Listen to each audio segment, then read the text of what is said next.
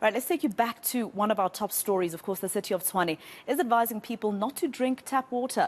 This follows a cholera outbreak that has claimed the lives of 12 people in Hammanskraal outside Pretoria. For years, that area, residents there have been complaining about water quality. United African Transformation Party leader Abel Tau is a former MMC for Utility Services in Tshwane and has been very vocal about the water issues there. He joins us now to discuss this further. Mr. Tau, thank you very much for your time here on eNCA. Maybe you could tell us what is going on, because I just want to remind you that on the 7th of August 2019, you were one of the people who said that the government of Tshwane is actually trying to make sure that the water issues in Hammanskraal are sorted out. And this is after the Human Rights Commission said that it's not drinkable water, it's not adequate for human consumption. So after so many years, that was the 7th of August 2019, it's approaching about 4 years since then. What has happened? Where did you leave this project off? Thank you so much, Masego. Maybe first and foremost, let me pass our sincerest condolences to the families who lost loved ones from this unfortunate incident of recklessness by both the city and government in general. I think we need to put it squarely on all of us as leaders that these are deaths that could have been avoided. But where have I left that project, Masego? Maybe just to take it further. We held a commission of inquiry, an independent commission of inquiry, when I left the city of Tshwane, precisely because there was no commitment by the then DA to fix the problems in Hammanskraal and areas that are predominantly black in the city of Tshwane. We joined up forces and we formed Action SA, and one of the things that we were hailed for was the Hammanskraal Water Inquiry. That was the first of its kind in this country, where together we had brought in experts and everyone who was in the space and legal experts who put together a report that we took to the city of Tshwane, the then Mayor Randall Williams, in 2020. We gave him time, and it was by November 2020, that if the water is not fixed, we are going to go to court to request that the courts grant us permission to fix the water and then go after the city. Unfortunately, elections happened and we became government. And as you can see, politicians tend to forget the promises that have been made to them. And unfortunately, some of us continue to fight this battle to say, but hang on, the issue of water in Hammanskraal cannot be left unattended. In fact, it's one of the issues that has brought my woes within that party at that time, because I could not just accept that we made promises that we're not willing to go after. When we're part of government, we put together a motion in council to compel council to fix the water. And obviously, I have been to what they call the Coalition Oversight Group, and we have fought this battle. Unfortunately, we are still where people of Hammanskraal are subjected to substandard water that is not even fit, not just for human consumption, but for animal consumption, Masego. And it just cannot get to that level where we become this reckless as leaders and this senseless to the plight of the people. So where we are, it's 140 million down the drain that the city has spent, underspending on the provision of water, where today they only give water 3 times a week to the people of Hammanskraal, and the poor people had no choice but to drink that water that is going to make them sick, and unfortunately some have died. But do you accept that you are also part of the problem, though, because you can't exonerate yourself? At some point, it was also your responsibility to help the people of Hammanskraal. It was definitely, Masego, my responsibility, one that I took seriously. And if we have quite a bit of time, I can take you through everything that I did. I think I'm probably the only person who both the NCOP and the Portfolio Committee on Human I just have to interject there just for a little bit, Mr. Tau. Apologies. So you say that you did quite a lot. What happened then for everything that you did since 2019 not to have helped? And now today we're looking at 12 deaths.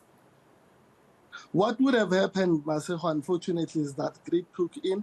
When you get to be pushed like I have been, and we can go on and on about how we got to that point, it is precisely for these reasons that individuals who are greedy are going to push those who want to fight for the community and remain so that they can continue to loot and not service our people. That's what happened in this case. And I don't want to claim myself as a hero. I think more could have been done. I think more still needs to be done. I think we need to raise our hands and really fight hard and even harder. But I can can tell you now, I'm in touch with community activists in Hammanskraal, where we have continued to push for this, for the water situation to be resolved in that area, and I will continue to be on the side of the people in that fight. Until we get it right, unfortunately, we would have to fight on.